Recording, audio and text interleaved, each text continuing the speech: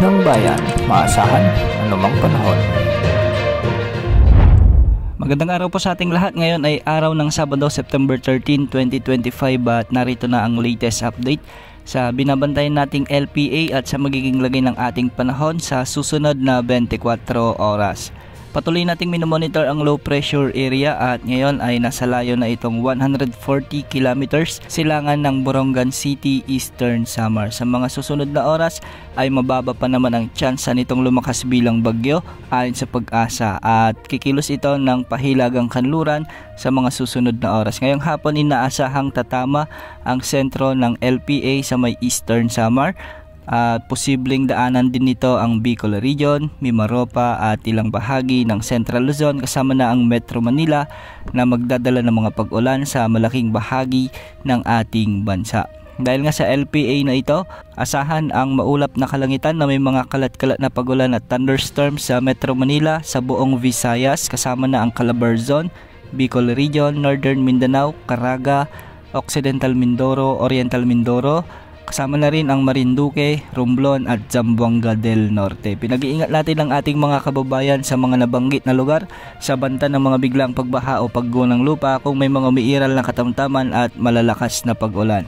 Ayon sa mga forecast, kung sakali ay lalakas pa ito bilang bagyo, tatawagin itong bagyong Mirasol. Samantala, easterlies naman ang nakakaapekto sa nalalabing bahagi ng Luzon, kaya magiging bahagyang maulap hanggang sa maulap naman ang mga kalangitan na may mga isolated rain showers and thunderstorms.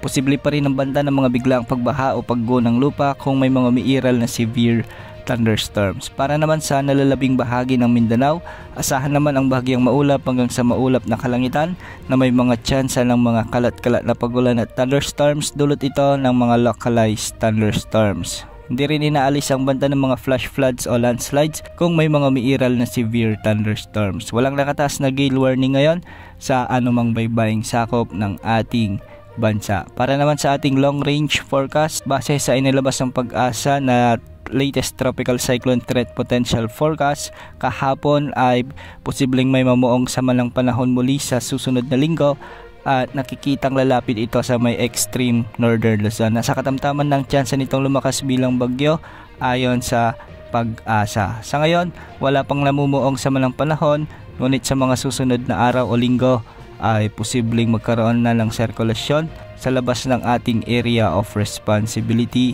at kung sakali ay papasok rin ito sa ating PAR at lalapit sa extreme northern Luzon. Yan mo ng latest sa lagay ng panahon. Ito pong weather update ng bayan, maasahan anumang panahon.